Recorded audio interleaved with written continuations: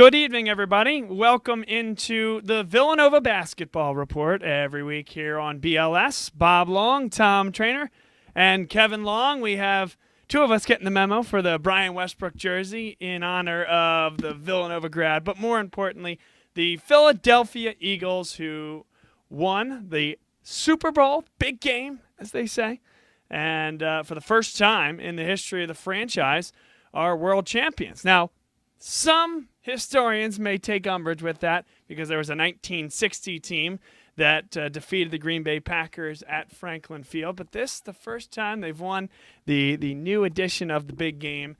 And that certainly is very, very exciting for the city of Philadelphia. A parade is coming Thursday. And I just think that's really, really exciting, clearly, for the city and a lot to look forward to. But a little bit of personal housekeeping business to get to here, guys. I think some of those out there might have heard the news that I was very fortunate to get a yes when my then girlfriend Mara Jones, I proposed to her. So I'm very excited about that. But certainly have two very important guys in my life, but one of which is my brother. And so I don't know if this is the way you envisioned it, Kevin, but I would love for you to be my best man, and for everybody out there and Facebook and Twitter Live and Lure to see. I would love your answer to that question. Look at that. No better way than to ask on Bob Long Sports. Yes, you can't, Bob. Where else would you do that? Yes, of course. I think I would be honored. Mara's just lucky that that's not how. Mara, I hope you're listening out there. I'm sorry. This is how most big decisions are going to come out in life. Just letting you know now. That's how it's got to be. So anyway, just one piece of personal business. And very excited to talk about Villanova basketball as well, because Villanova, guys, came off their best week of the entire season. And we'll start with you here, Kevin, because 2 games at the Wells Fargo Center, a game against Creighton and then a game against Seton Hall, double-digit victories, both of those games. And quite frankly, the offensive efficiency was off the charts. My estimation, we'll get into it, 2 best games of the year. What do you think? Yeah, absolutely. I would completely agree with you. Seton Hall was not a team that I'd seen a whole lot of game film coming into this one. So looking at their record and some of their wins and losses that they have, certainly have some good wins, but they struggled against some teams that they really shouldn't have. So I was not expecting a whole lot out of this team. And this team just came in and played really, really solid. Not necessarily lighting the world on fire. Desi Rodriguez got into foul trouble early. Didn't see a whole lot of him in the first half. But he was really tearing us up for a good portion of the first half that he was in the game. So really fortunate that he didn't play the entire game. Just a really, really solid all-around team, really deep team. They're probably just as deep as Villanova. 5-6 guys can really, really get the job done for them. That was a much better team than I was expecting. And, I like that team to go further coming into the end of the season here. Creighton, more of the same, played a very, very tough game, very, very solid team, very deep team. I think these are some of the top powers that we're going to see for the next month here in the Big East, and some opponents that we're probably going to see late in March in the Big East tournament. And, of course, a big game coming up this weekend against Butler. We'll talk about that on our weekly V's and O's segment, where we break it down on the whiteboard right behind us there, and we'll go through some of the concepts that Butler will bring into the equation, as well as what Villanova maybe didn't execute perfectly in what was an otherwise great week. We're also going to bring on Matt Trabold, a guy who's done so much in the basketball world, lives up in Rochester, very connected to the Syracuse program, covers the NCAA tournament each and every year, and it's just a wealth of knowledge from the college basketball circuit. Clearly focused a lot in the Big East over his time. Now Syracuse, not in the Big East, but still very well connected. So we'll talk to him in just a few minutes. But Tom, let's get you in here as well. Thoughts on this week? Anything that you took away from this week that, maybe when we were talking a few weeks ago and they were struggling a little bit and we saw Amari Spellman and the other freshmen only combined for a couple of points. What did this week show you? The exact opposite, spreading the wealth. 2 games with all 5 starters and double-digit scoring. And then 2 other statistics, that if you win these battles, you're going to win 9 times out of 10. That's rebounds, out-rebounded Creighton and then Seton Hall. Seton Hall has always, been the past few years one of the best rebounding teams in the new Big East Conference. They're sitting third in rebounding this year. So you out-rebound and then fewer turnovers. When you have fewer turnovers, more rebounds, and you're spreading the wealth so much so that all 5 of your starters are scoring double digits, it's going to be hard to beat. Like I said, 9 times out of 10, if not more often, you're going to win those basketball games. So it was great to see, those guys get involved. Amari, you mentioned, only had a couple points in the game. Was it against Providence the week prior, or maybe it was both games actually? Mm-hmm. But it was nice to see. I mean, he was firing from all over the court in the Seton Hall game, hitting it from deep, working Delgado really well in the post. So it's just great to see everybody get involved. Phil goes down, it's not next man up, it's everybody up. So it was awesome to see this week. This is the Villanova Basketball Report once again, and we are very, very excited to be joined by our guest. His name is Matt Trabold. Again, he lives up in the Rochester area. He's been doing so much in college basketball, covering basketball up in Syracuse, covering NCAA tournament games, and as I mentioned in the open, really one of the great minds that I've come across in college basketball. So it's great to have a conversation with a guy like him. Matt, welcome. How are you this evening? I'm doing well, and congratulations, Bob. I appreciate that, my friend. Appreciate that. Very, very excited. Next step in the journey, and I appreciate you saying that. It's a good thing. It's a beautiful thing. But you know what else is quite beautiful these days is what's going on the hardwood. And now, obviously, this is a Villanova basketball show, but because of what you bring to the table, we'll branch out over the course of the interview. But let's start with the Wildcats. And this is a team who is now the 5th consecutive week at number 1. They're up around 20 weeks at the number 1 spot over the last 3 years. Now, for someone that lives up in Syracuse country but covers the entire college basketball spectrum, from your vantage point, what have you seen out of this Villanova program in the last 3 years? Well, what I've seen is, and I was surprised because I was thinking about this because I was coming on, and in this one-and-done era in the sport, I was thinking to myself, you know what? Jalen Brunson was a guy that has a chance, and still does, of having a couple championship rings in 2 years, or in 3 years. 3 years, I should say. And you just don't see that a lot.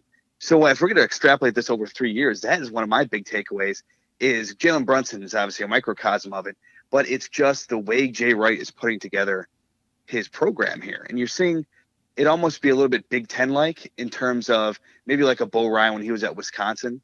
And yes, he brought in Frank Kaminsky and Sam Decker, but usually he brought in recruits that weren't McDowell's All-American type.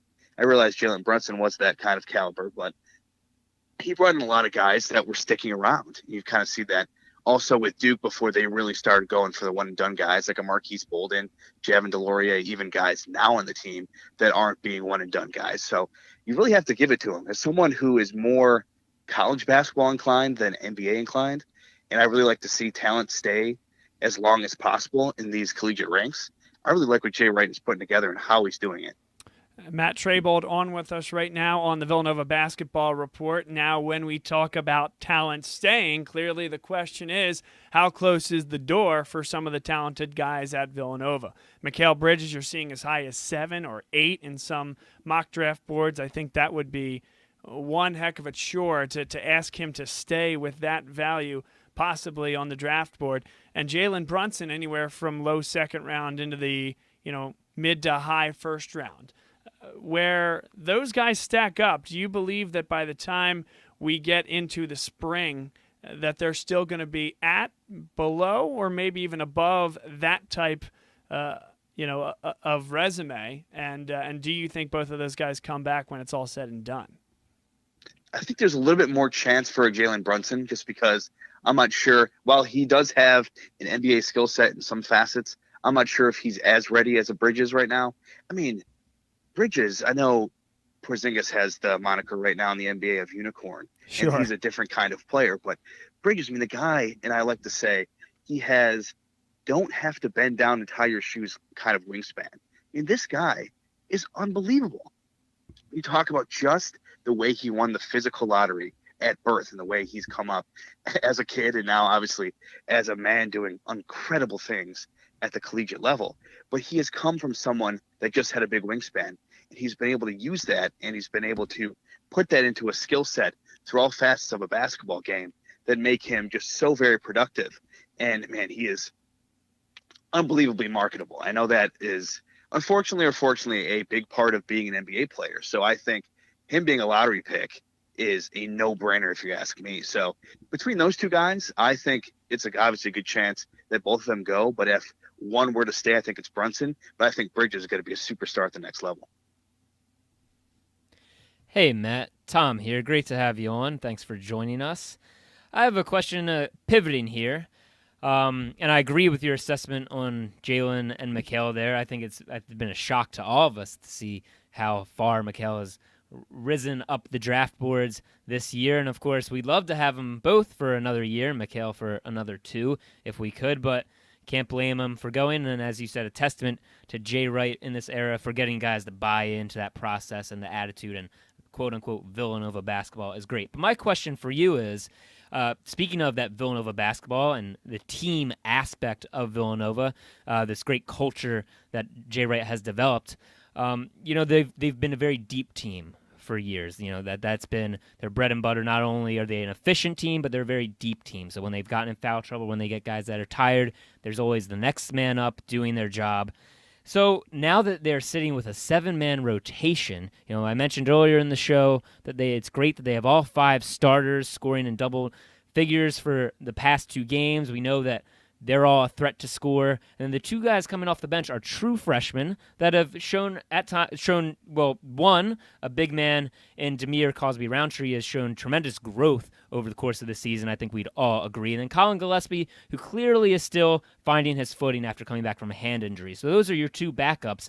And then the other guy you'd possibly be waiting on is also a true freshman. So my question for you, Matt, and this is a question we've talked about at length on this show, is do you think this 7-man rotation, although it might not be hurting the Wildcats right now, will eventually hurt them in March? There's definitely a possibility, because when you think of national title contenders this year, where stuff is a little bit more open maybe than in some recent seasons past, like maybe a Purdue is a team that would have a much bigger rotation, or a Michigan State.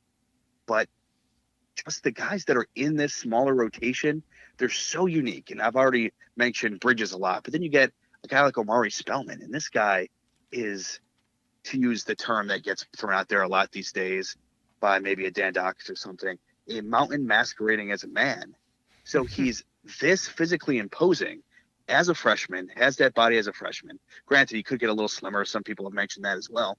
But you saw what he did against Angel Delgado, who is a 2020 guy for a few parts of his collegiate career so far, in terms of both the way he defended him and the way he rebounded. So all of that in terms of being someone who is so physically imposing in the trenches, but he's also very silky on his jump shooting stroke and in terms of his efficiency shooting from the outside. And that is the kind of unique guy that if you have him in a rotation, you have all these unique talents in a rotation, then maybe quantity is not as important as quality. So I think if any team can get away from having a tight rotation as a national title contender, I think it's Villanova. Because yes, it hurts. And you've seen in the last half decade of NCAA tournaments, and even with what you saw with Jalen Brunson and Ryan Arcidiacono for Villanova when they won a couple seasons ago, it's good in March to have the opportunity to play 2 starting caliber point guards at the same time in some stretches. If Phil Booth keeps having lingering injury issues, that obviously becomes a little bit hurtful. And when he went out, the main question was, well, is Colin Gillespie, is a guy who kind of was late in the recruiting run to be as big of a recruit to go to Villanova, is he ready to do it? I'm not sure he will be this time around. And if they can't get Phil Booth at 100% in terms of March, it might be tough, but they have so many unique talents throughout the team, maybe not just the backcourt, where I think they might be able to overcome some of that rotation depth issue. Matt Trabold on with us here on the Villanova Basketball Report on BLS. Once again, Matt, certainly appreciate your time here tonight, and you're a wealth of knowledge in the college basketball circuit. The other thing you have is local knowledge, and we'd like to tap into that right now. The Big East Conference, clearly Syracuse for many, many years was one of the linchpin programs, the banner-carrying programs of this conference.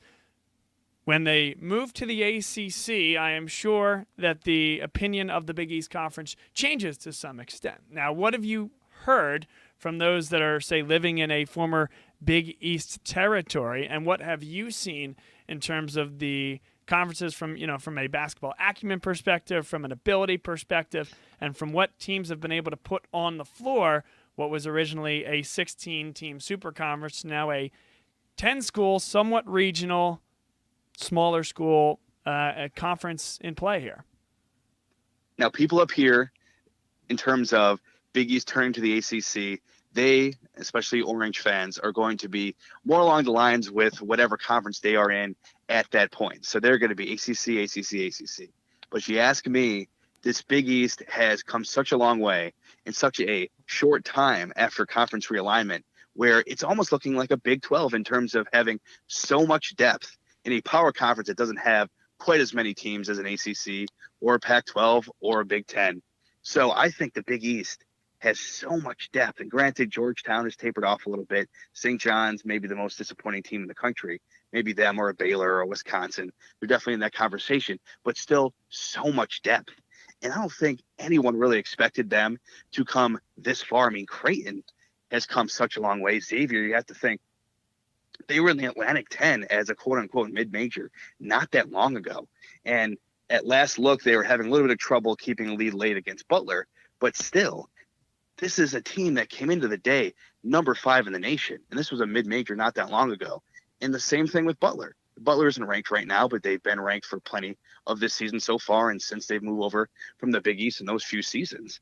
So you're really saying the Big East just comes so far. And for you to say, regardless of what the blue blood programs are in this conference, or maybe you could even say it's a lack thereof, besides maybe a Villanova here and there. You have schools like that in the Big East now.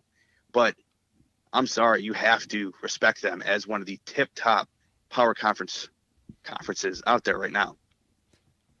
Hey, Matt, Kevin here. We're just talking about the Big East Conference, talking about them being one of the top tier.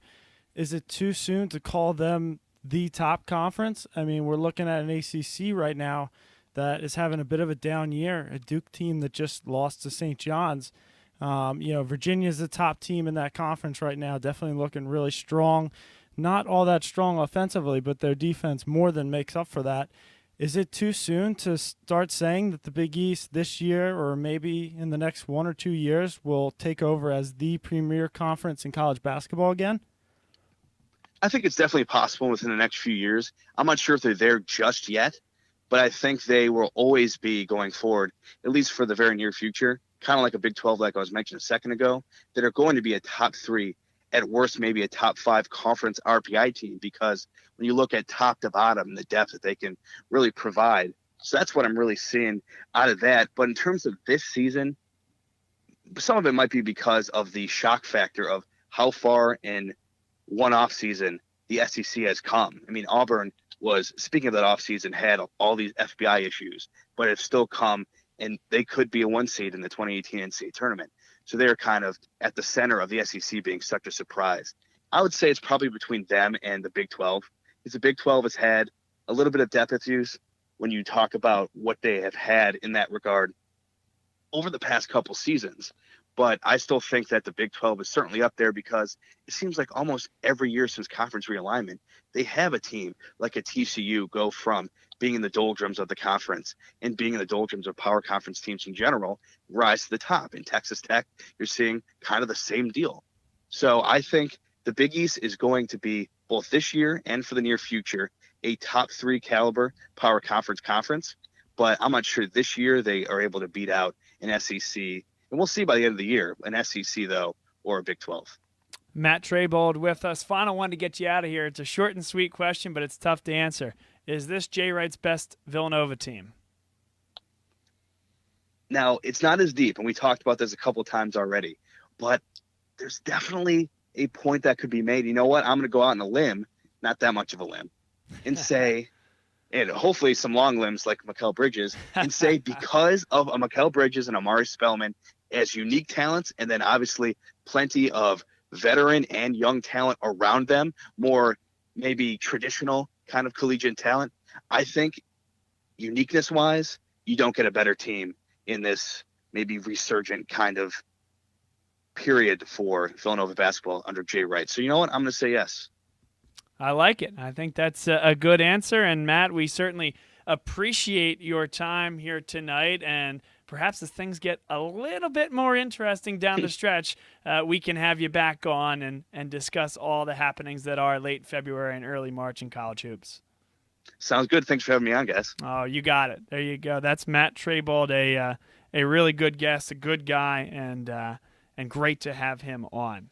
And Bob, yeah, great to have Matt on. Matt, thanks for joining us. That was awesome. As Bob said, a wealth of knowledge. Great to have your insights. And I want to tackle that last question that you asked Matt as well. As he said, it's tough because they're not the deepest team. But I think the 5 guys they have starting, whether it's with DiVincenzo starting or with Phil Booth starting, I think it is the best starting 5 Jay Wright has ever had. Hands down. They are the most efficient, so KenPom ratings, and I love the efficiency ratings, and they do hold true, and they are pretty successful if you're looking to pick your NCAA tournament winner come March Madness in your March Madness pools. It's a great site to check out. But in the KenPom era, quote unquote, since 2002, this is by far the most efficient college basketball team ever. Yeah, 1.3 points per possession in Big East play. It's absolutely ungodly, right. the amount of points that they're putting up from an efficiency perspective. No team comes close. The team that comes the closest is that 2015 Wisconsin team, which upset Kentucky and almost won that national championship against Duke. And they're a similar team, and I like to compare this Villanova team to that Wisconsin team, a team that was phenomenal offensively and then was just kind of okay. Still very solid in terms of, a general basketball team defensively, but not as good as they typically are. Wisconsin team is very good defensively. Usually they used to be, low scoring basketball, grinded out Big Ten basketball games. Villanova is usually the same way, low scoring, not in most recent years, but Big East basketball, tough basketball. So 2 similar teams that can score the basketball, score the lights out, and I think they are similar. With the combination of young talent on those teams and the seniors, I think these teams are very, very similar. You also have, like you said, their starting 5s were very similar. You could almost make comparisons for all of them. You have a guy, Frank Kaminsky, that's sort of like our Amari Spellman, can kind of do it all. Big guy, gets it done down low, can shoot the 3 a little bit. Amari Spellman obviously can shoot the 3 very well, we saw on Sunday. You have Sam Decker, that's sort of our Mikal Bridges, sort of a longer guy, could play 4, but more of a guard type, so he's our 3. Maybe a stretch, but Eric Paschal to Nigel Hayes a little bit. Nigel Hayes is a little bit bigger, but both very athletic guys. They know how to get it done down low. Both could step away, by the way. Nigel not shooting the 3, but could shoot the 15-footer. Right, absolutely. So I agree with your point there, Tom. 2 very, very similar teams that are very, very efficient. May I, though, and I think everything you guys said is valid. The one thing that this Villanova team does better than Wisconsin is get out on the break. And Wisconsin is a program generally that under Bo Ryan was very, very slow to get out on the break and preferred to slow it down, preferred to reduce the number of possessions and focus on that efficiency. However, when they got out of that lull of early exits in the NCAA tournament and started making their runs, it was because, in part, they were more willing to get out on the break, and they had guys that could execute it a little bit better. They just didn't do it as well as this Villanova team. But in terms of a harbinger of success, the fact that, one, they got more efficient offensively. Originally, this was a defensive program, and they struggled more offensively. But they kind of transitioned to that efficient basketball model and would get out on the break in spurts, something that Georgetown never really followed suit on in terms of programs that run some similar sets. I think that's a big part of the reason why Wisconsin was successful. But I think that's a great discussion, a good parlay into what Matt Trabold was saying, and a good parlay into what's coming next. What are the concepts that makes this Villanova team so successful? And what challenges will Butler provide to Villanova? And we're going to talk about that on the other side. It's our V's and O's segment that we do weekly here on BLS and the Villanova Basketball Report, so stay tuned.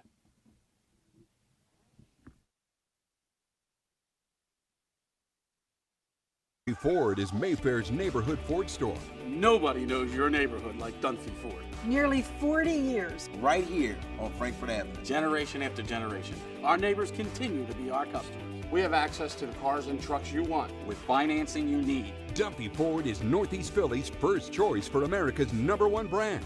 7700 Frankfurt Avenue in Mayfair. Online at www.dunphyford.com.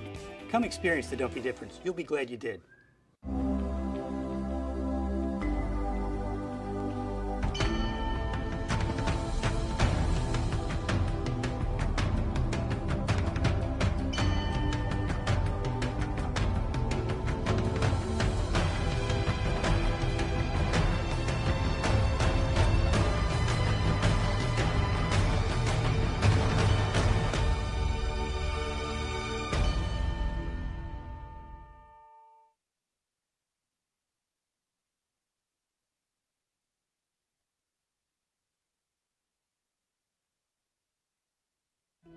What does your character look like?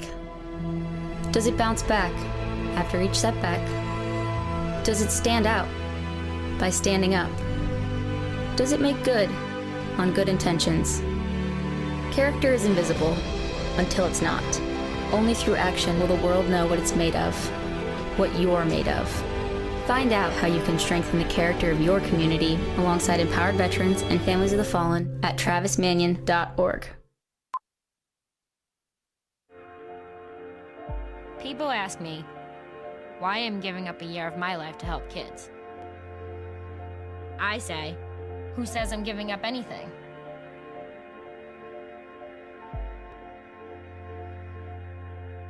If kids who drop out are 8 times more likely to end up in prison, do we open more prisons or mines?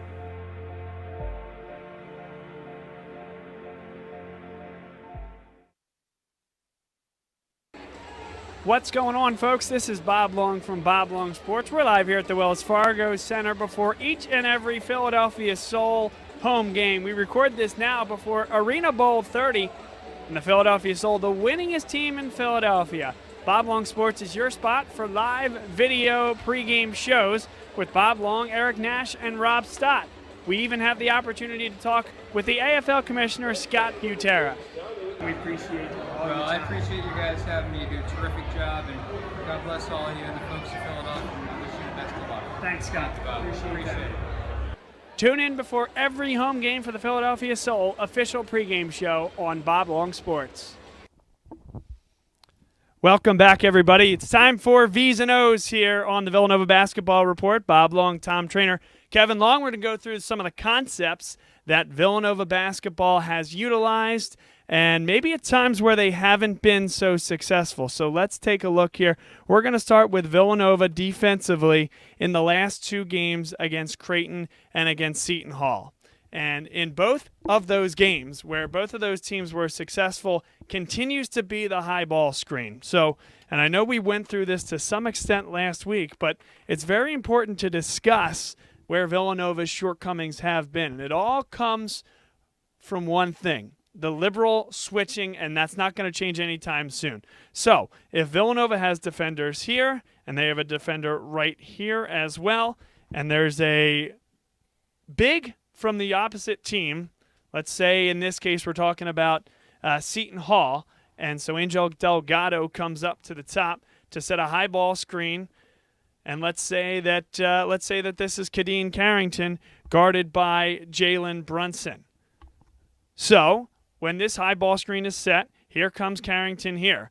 Up comes Omari Spellman to meet him at the point of attack. But like we've said in the past couple weeks, Spellman has stopped right here, allowing Carrington plenty of time to rise up and shoot, or if he were to come a little bit too far, Carrington can drive right by to the hole. The other thing we've seen is Angel Delgado, one of the biggest guys and one of the strongest guys in college basketball. If after this screen he slips right back, now all of a sudden it's Jalen Brunson having to come in front of Angel Delgado coming back into play, and that's really where the struggle happens, because Villanova can send Mikal Bridges over the top to try to intercept that pass.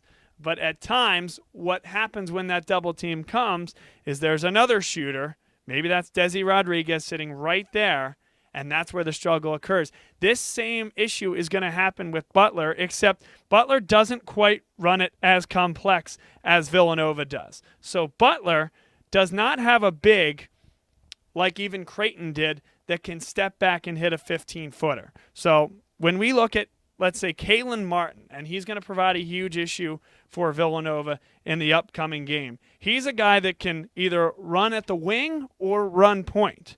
And Tyler Weidman is one of their bigs, a guy that'll start right here. And almost exclusively, when Kalen Martin comes off a screen, so let's say Martin is up here in the red, and I think we'll see Mikal Bridges all game on Saturday on Kalen Martin. What they're going to have Weidman come up to this spot and do is try to build a wall. He's a big, wide body.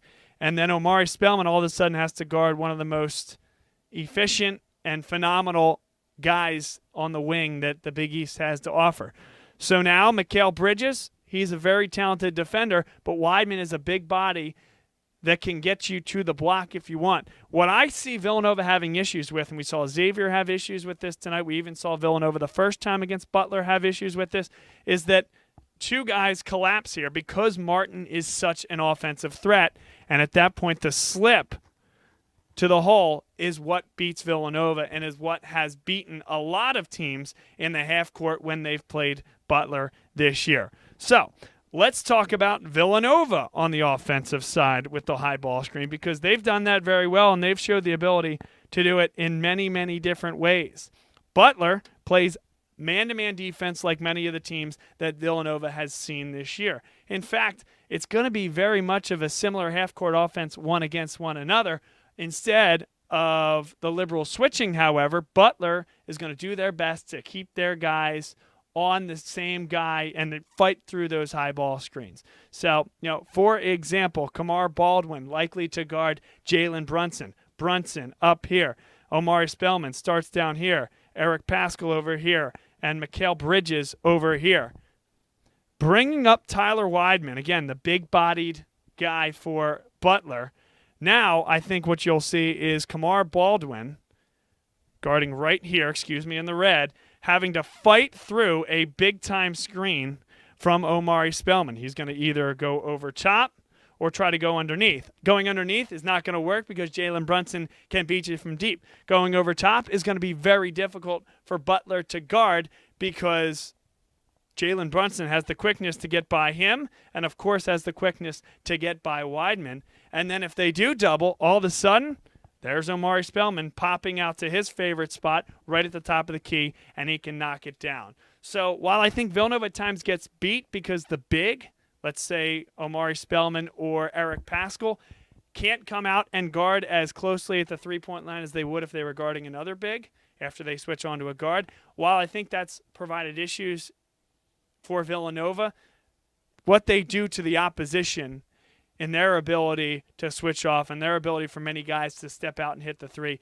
is really why they've been so efficient in the half court, which I think, guys, in the past, Villanova hasn't quite been as efficient in the half court. More of a running team. Can they do that? Yes. But now they have this complement to go along with it. So as I race here, Kevin, Tom, we're going to stew on this over the next few minutes throughout our break, and Tom has another concept to bring us after the horn here, and we've hit halftime here on the Villanova Basketball Report.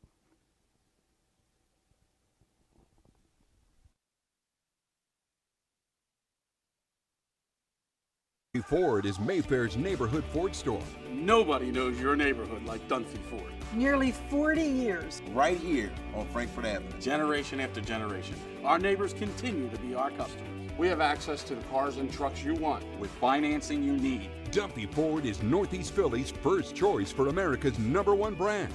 7700 Frankfurt Avenue in Mayfair. Online at www.dumpyford.com. Come experience the Don't Be difference. You'll be glad you did.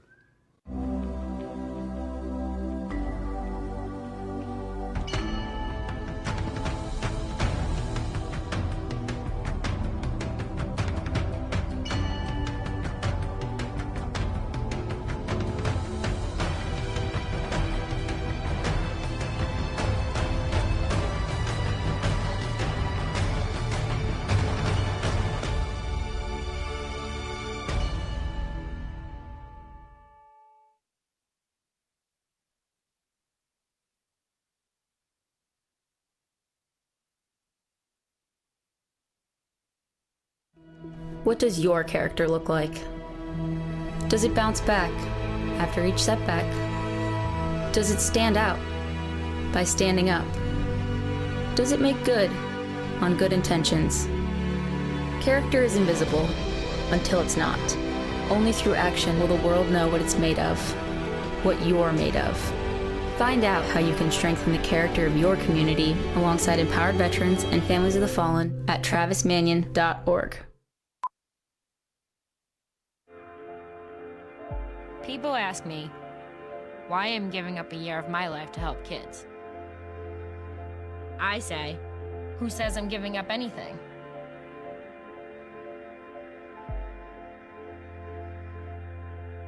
If kids who drop out are 8 times more likely to end up in prison, do we open more prisons or minds?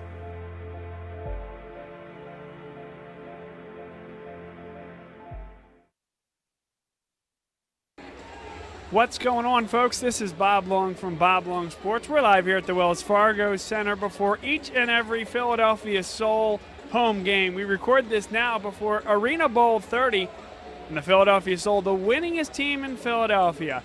Bob Long Sports is your spot for live video pregame shows with Bob Long, Eric Nash, and Rob Stott.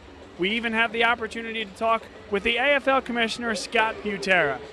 We appreciate it. Well, I appreciate you guys having me. You do a terrific job, and God bless all of you and the folks of Philadelphia, and I wish you the best of luck. Thanks, Scott. Appreciate it.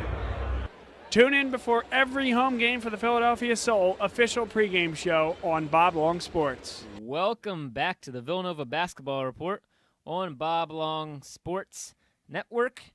Tom Trainer here with Kevin Long and Bob Long. And building on the concepts that Bob was just talking about before we went to the break, he was talking about a high ball screen, very effective, probably the most effective yet underused concept in all of basketball, in my opinion. Should be the first thing that's taught offensively to any, youth basketball team is, first of all, playing man-to-man and the high ball screen. And you're taking that to heart, aren't you? Taking that to heart, that's right. Coaching the... Came from some good old CYO basketball this evening to join you all here. But adding on to what Bob was saying about the high ball screen, one thing that Butler ran effectively when the Wildcats met them at Hinkle back in December, and one of the reasons they torched the Wildcats was because of the use of a very specific type of high ball screen. And that's the type of ball screen when you get out in transition, known as the drag screen, or simply a transition on ball screen. And it's something that Villanova has used very effectively in the past, specifically with Daniel Chefu and Dale Reynolds. Haven't seen it as much this year. This year, they simply spread the floor, pass it to Dante or somebody on the wing, and if they're open, they shoot it. But the concept of the drag screen, you'll see the Golden State Warriors use this a lot. It gets used quite often in the NBA, short shot clock. They're running up and down the court. And the drag ball screen in transition, it's simply what I have on the board behind us here. So you can't see there's a fourth red dot behind Bob. And it's simply, you get a rebound, or Butler, what we saw against Villanova, because Villanova put up a lot of points in that game as well, was even if it's on a made shot, you get immediately, whoever it is, whoever's closest to the ball, inbound the basketball. You just get the ball, inbound the basketball, immediately 4 guys up the court. And what we don't have here is the most important person on the court, which is either Fowler or Weidman for Butler, your bigs who are running down, simply following the ball, trailing the play. It's something that Creighton also did very effectively when they torched Villanova at the Wells Fargo Center 4 years ago. And so simply you have your big coming down, trailing the ball, looking for the ball, and so you can have the ball in any of the other 4 guards, scorers' hands, whether it's Martin, Baldwin, Thompson.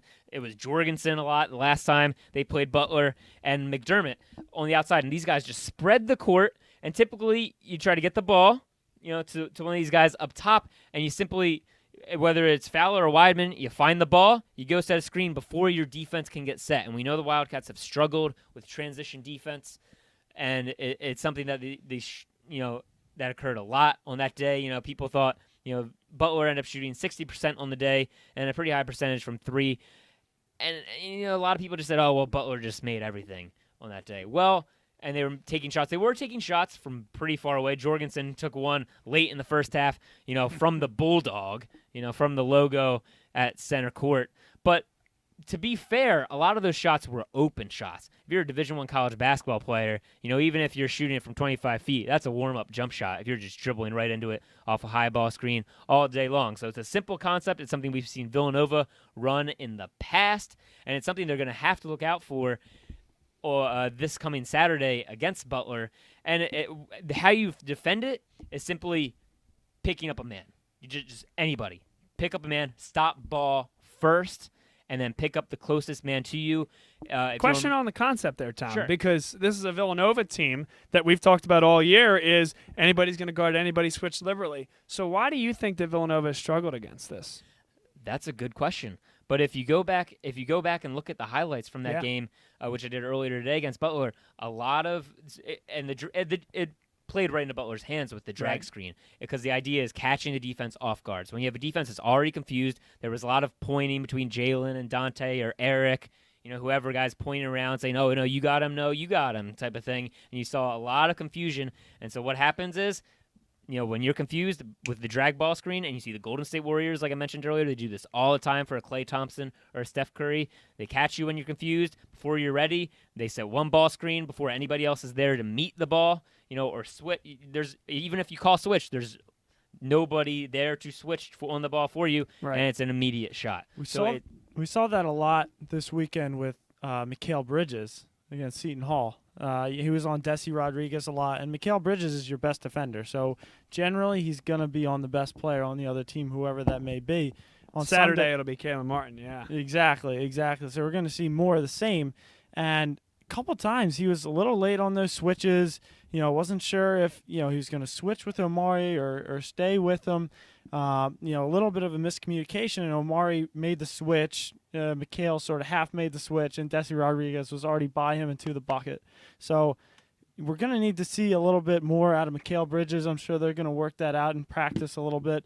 But you just got to be quick with those switches. You got to know it, or whether you're doing it or you're not doing it. You got to commit to it, whether or not you say, like, okay, every time someone comes up to you, we're going to switch, or you have to commit to we're going to do everything we can to stay on the same man. So I think there was a little miscommunication between Omari and Mikal on Sunday. Now, going back to your V's and O's on the Villanova offensive side, the main playmaker that changes everything for Villanova this year is Omari Spellman. We've talked about it a lot. He's a big guy. He's the new era of a big man. Very, very different from anything that Villanova has had in recent history, and he makes other big men think twice about what they're going to do. You got Angel Delgado on Sunday, really big guy, an enforcer down low, but probably the best rebounder in the country. Yeah, and he's not someone force him out to the three who wants to come out and close out on you. He's going to stay back and wait for you to drive, and Omari was just taking advantage of it all day. He had a little bit of space, and he was really hot. He just hit every single shot that was coming to him. And now I guarantee you got St. John's and Butler coming up this week. They're going to be closing out on him, and he's going to have the opportunity to put the ball down on the ground and go right by him. So now you have a guy like Omari Spellman coming off these screens, and he can beat you in multiple ways. So you really just have to pick your poison with him. You have to try to choose, whether or not you think he's going to go up. Do you go close out on him? Or do you give him that little bit of space? So Omari Spellman is creating a lot of problems for other teams right now with the way he's playing. Great concepts here, guys. Last question for you guys before we move on to our last segment, and that is all 5 starters played 35 or more minutes. That's a statement, not a question. Here's the question that is derived from it. And Tom, you asked Matt Trabold the question, our first guest here today. Why are these guys not getting minutes? And I think I know the answer. Right? I think it's that Colin Gillespie showed at this point that he's not ready. I don't know that that's the correct answer. And I think needing a win against Seton Hall, they decided to do what they needed to do to get that win. You can't do that every single game. Demir Cosby-Roundtree. Tom, I think we even got into, not an argument, maybe a little bit of a disagreement about his defensive play in the first half. I thought he missed some assignments and whatnot, and for whatever reason, whether that was it or not, Jay sat him down almost the entire second half. I'd almost rather see more of that. Whether he's making mistakes or not, let him get that time, because we're talking about a 7-man rotation. That really, Tom, wasn't even a 7-man rotation on Sunday. It wasn't a 7-man rotation, and one reason they got away with it was the lack of fouls. No doubt. And that's one thing we brought up several weeks ago on the show is they haven't been tested yet with foul trouble. Outside of the Tennessee game in the Bahamas, there hasn't been one game where foul trouble has been an issue, so they haven't been forced to go to the bench. And the one reason, actually, Demir played as often as he did in the first half of that game was the opposite, where Jay seemed to be very upset with Amari defensively early on in the game. So clearly he figured that out, and as Kevin said, did a much better job in the second half pushing Angel Delgado out, where he's uncomfortable at, forcing him to shoot some very ugly mid-range jump shots, which you're happy to let him take. And so I don't know. Your guess is as good as mine why Demir didn't play as much in the second half. I don't know if it was defense or if, like you said, they weren't in foul trouble and you just did whatever you had to do to win the game on that day, because they really didn't pull away until the last 8 minutes or 7 minutes or so. Yeah, Demir's development has been very good over this season, in my estimation. I think in most estimation, he's progressed. He's done the things that you want him to do. He's earned the time to be out there. I think you really need to let him loose. Try to get him in at least 20 minutes a game, because you really need him at this point in terms of depth. We talked about Colin Gillespie as well. He's a guy who just seems like the game is moving a lot faster than him right now. I don't know whether it's just his size coming in, or if it's the injury right now holding him back, or just overall nerves. He just looks very nervous. Something of note, I was watching him in the shoot-around at halftime, and he was not just knocking everything down. He just looked like his old self back at Archbishop Wood. He's comfortable, hitting everything, and then he gets fouled in the second half, and he's not even close on 2 foul shots. I think he's just really nervous right now, playing with a lot of hesitation, not playing fast the way he's used to, and he's getting the ball taken from him every time. He's making dumb fouls. He's not keeping up with guys. He's just thinking a little bit too much. And when you think too much, you play slow. Mm-hmm. He needs to play free and play fast and play relaxed, because we need him. Who knows if Phil Booth comes back at all this year. And if we don't have Phil Booth, we're going to need Colin Gillespie to step up big time. Good thoughts there. One thing that just popped to my mind, obviously the things we're saying, this is the number 1 team in the country. They blew out 2 teams. They had their best week of the season. They're playing great. We need something to talk about to get into the X's and O's, right? And so that's where they've gotten beaten at times defensively, not guarding the high ball screen. And then the lack of depth is just something to tick off, something to note. And you hope that they at least get the opportunity to get enough minutes to continue that development. Kevin, I think your point was great about Cosby-Roundtree, because I think he has made great strides. And Tom, back to your points about Butler, I think that was great analysis as well about that transition game, because Butler, unlike some of the olden days, really does like to get out and run. So it should be a great game on Saturday. Of course, the game that comes earlier is against St. John's. The Johnnies beat Duke 81-77. Coach K said Shamori Pons was as talented of a guard as they've gone up against all year. Now, Pons has played against 3 top 5 teams. You ready for this stat? He scored 30 points at least in each of the games he's played against the top 5 team this year. And the 4th, Villanova, is who they play on Wednesday night tomorrow at the Wells Fargo Center. So that's going to be fun. That'll be an interesting game for sure. St. John's is always a test. They play a little different style of basketball, more of a freestyle up there. You don't really see many plays drawn up. They kind of just do their own thing. Shamori Pond's definitely a very, very talented player, and it'll be interesting to see how they guard him. I'm sure Jalen Brunson will be on him all night. Yeah, and one reason that Villanova was able to hold off St. John's and Duke wasn't this past weekend was because when Villanova played St. John's, it was Shamori Pons and nobody else. That's it. Whereas this weekend against Duke, it was Shamori Pons, and then he had his fair share of help thanks to Tariq Owens and Bashir Ahmed, guys that, scored 17 and 19 points respectively. So Shamori Pons, he's going to get his. He shot, I believe, 23 shots. I think he was 12 for 23, which is, decent. Part of the reason he scored 33 is because he took 23 shots, but he had help. He had the role players stepped up. He wasn't out there by himself. So I think that is the key for this game tomorrow night, is how much the supporting cast to the Shamori Pons show shows up themselves tomorrow night. Time to open up the comment board here on Facebook Live. Appreciate those that have tuned in already. So I think this is an interesting question, and we'll take maybe one of these before we get to our trivia and then our picks. Do we think that the Big East is better than the ACC right now after the St. John's win over Duke? And that's the question to some extent that you asked Matt Trabold, Kevin. So with that in mind, that came from Sean out of Pittsburgh. Appreciate that. So with that in mind, Kevin, what was in your mind when you asked that question earlier in the show?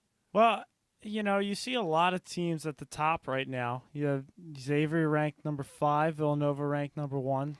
2 teams in the top 5 in one conference. That, has the makings of one of the best conferences in the nation, or the best conference in the nation. Now, in the same breath, I don't think that the depth is necessarily there. I don't think that you put DePaul up against an Iowa State. I still give the edge to Iowa State in that instance. So I think that Villanova is not necessarily as deep as a Big 12 or an ACC. I would still give the ACC a slight edge at this point. But the Big East is definitely closing the gap. And the ACC is also a little bit bigger of a conference, a little more difficult, a little more steps to get to win that conference. So I would stick with the ACC for now, maybe Big 12 number 2, but I'd say Big East is right up there, number 3 right now in the country. Yeah, I agree.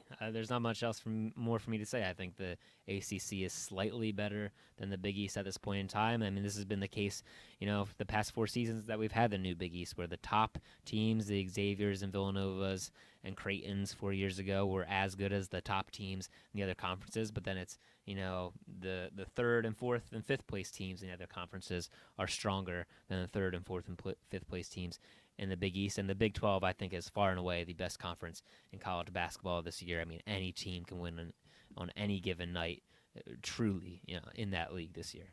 All right, we have bragging rights on the line here tonight, both with our trivia question and with our picks. Tom, you are the engineer here. Take us home.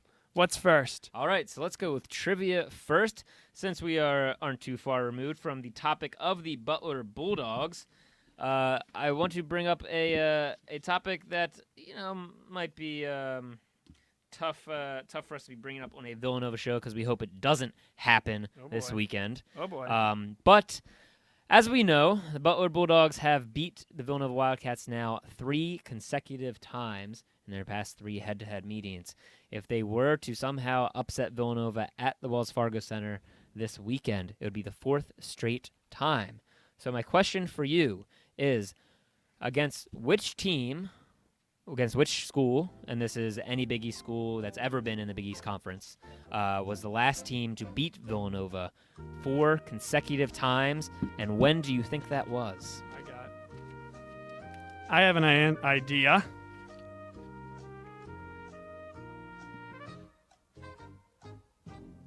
At least 4 times. 4 consecutive times, yes.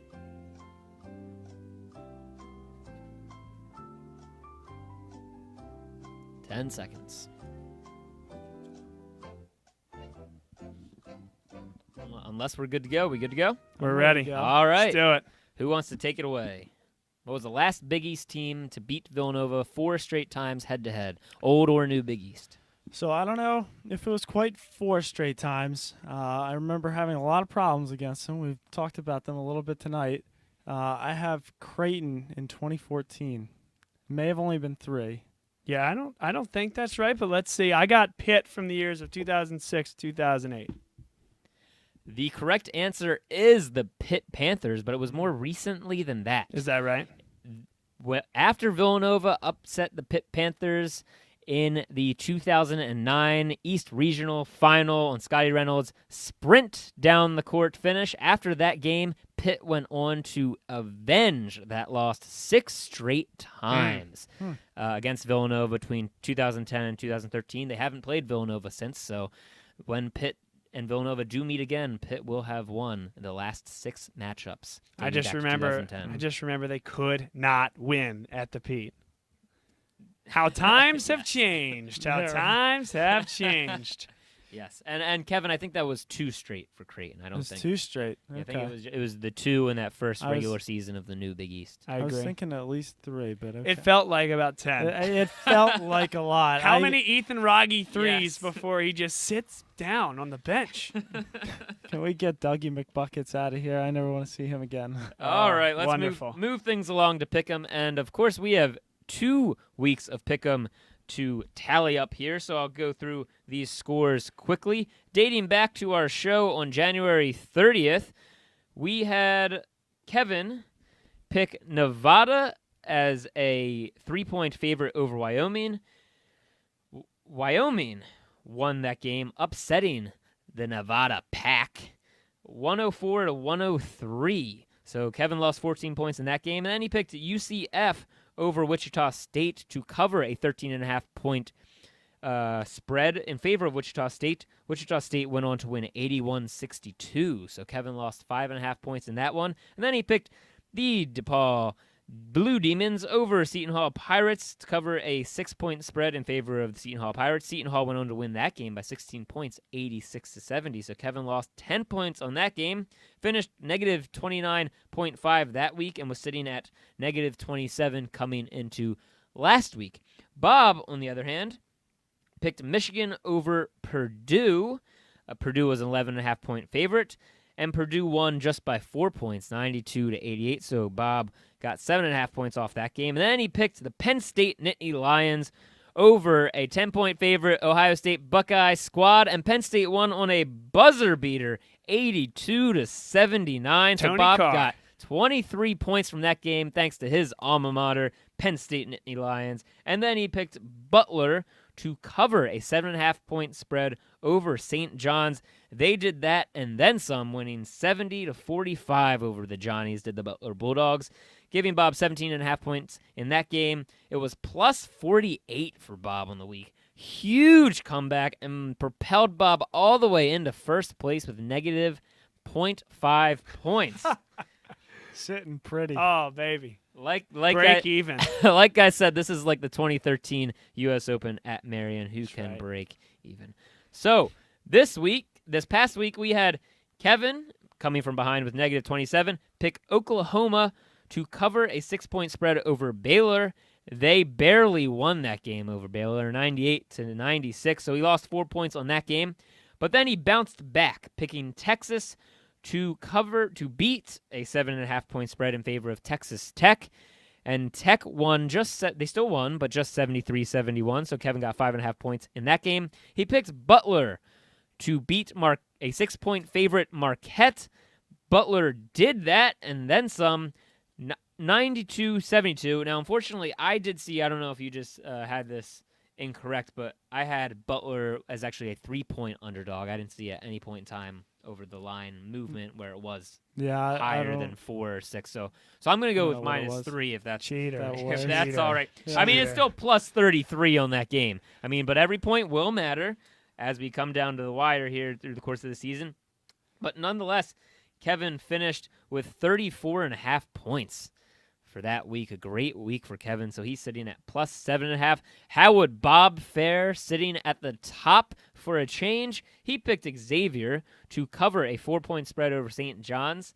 They barely covered that spread by a point, winning 73-68. So +1 for Bob on that one. Shamori Pons. And then he picked Minnesota over the Iowa Hawkeyes. Iowa favored 4.5 points, and Iowa won pretty handily over a surprisingly disappointing Minnesota Gophers squad this year, 94-80. So -9.5 for Bob in that game. And then he went with the alma mater, Penn State Nittany Lions, once again. Could they have the same magic? They did for about 30 minutes, had a 12-point lead, which they proceeded to blow in the second half against Sparty, the Michigan State Spartans. Michigan State went on to win 76-68. The spread was 13, so Bob still got 5 points out of this game, but he was this close for the Nittany Lions, coming up big for Bob. Second straight week. Michigan State was up 18 points at one point with 2 minutes left in the game. That's a 30-point swing. We'll talk more about Penn State later. So, as we sit now, Kevin has jumped back out in front. He is now in positive figures, which is a good thing. This is not golf. It is great to be in positive figures, sitting 7.5 points to Bob's -4. As we come down the stretch, just a few weeks to play. Getting exciting. So I think I had a pretty good week here. I sent my picks in at 2 today. I picked University of Pennsylvania 4.5-point dog on the road at Princeton, and I believe they won by 17. Is that correct, Tom? They did. Yes, they did. They won 82-65.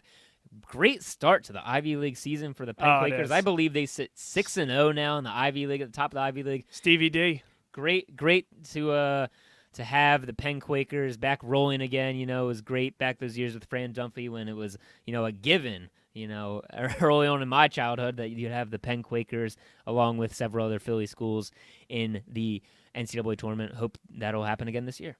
Steve Donohue doing a phenomenal job. Hopefully that's his job for a long time and brings that back to the way Dunphy had it.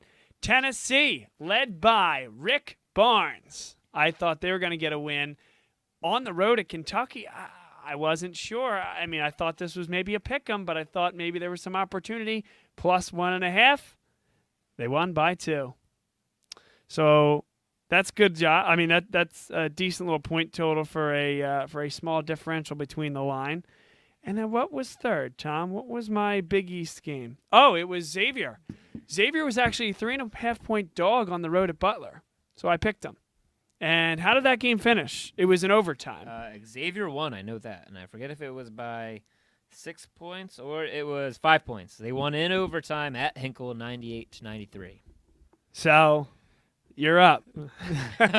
Didn't leave much up to chance there, Bob. What do the listeners have to follow up on for the rest of the week? Get excited your picks. about. I know. My picks, apparently. All right, so I am starting with tonight. Memphis is a 9.5-point dog to Wichita State.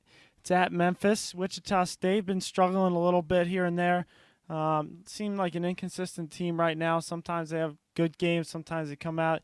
Lost to Houston a couple weeks ago. Lost to Temple last week.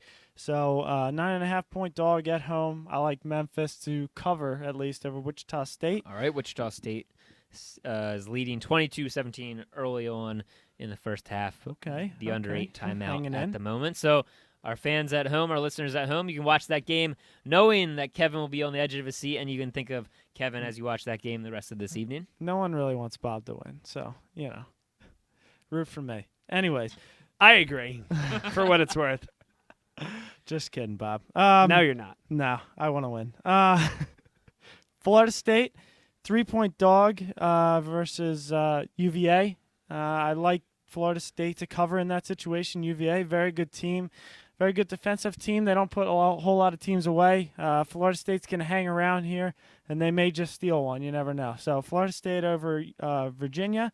And then I have Marquette as a 6.5-point dog to Seton Hall. Very, very good team. Marquette has also played very well recently. A lot of good players. Marcus Howard's playing out of his mind. You always have a chance. I think Marquette has a chance to hang around and maybe steal that one as well. So going with the underdog strategy here, trying not to lose 10 points in any game. There you go.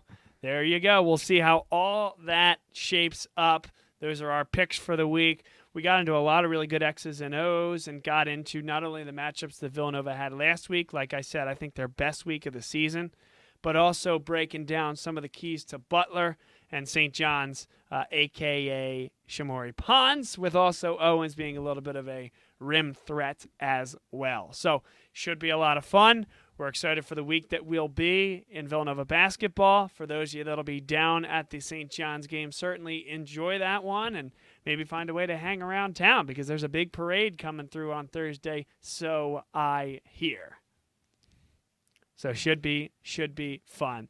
Like I led the show with, though, I got, like I said, we rarely get all that personal here on Bob Long Sports, but I thought it was a fun way to ask my brother to be my best man in my upcoming wedding, and certainly appreciate that. But gotta save the best for last, too. Tom, I'd be honored if you could draw up some X's and O's plays and be a groomsman on my wedding day as well, man. I appreciate that, Bob. It's an honor. And only if you bring the whiteboard. Okay. All right. That's fair. Deal. I'm in. I appreciate that, Bob. It's an honor. Yeah, that's awesome. I really appreciate that. Very happy and honored to do that. And Mara, if you're listening out there, which I hope you are, I haven't gotten to speak with you yet, but congratulations. Couldn't have, a better future husband than Bob right here. And I wish you all the best happiness. And I'm excited as you two, plan for this wedding. It'll be a great party. That's for sure. Very, very honored to be able to spend at least an hour with these guys a week doing this. And, as we just sort of discussed, and as you saw, folks that are very close to me in my life. So it makes it all the more fun. Hopefully it comes through on camera and you guys enjoy what we do as well. But for my best man, Kevin, my future groomsman, Tom, my name's Bob Long, saying so long here. And we'll be back talking strictly basketball next week. But we had a great time with you tonight. And good luck to the Wildcats this week. See you soon.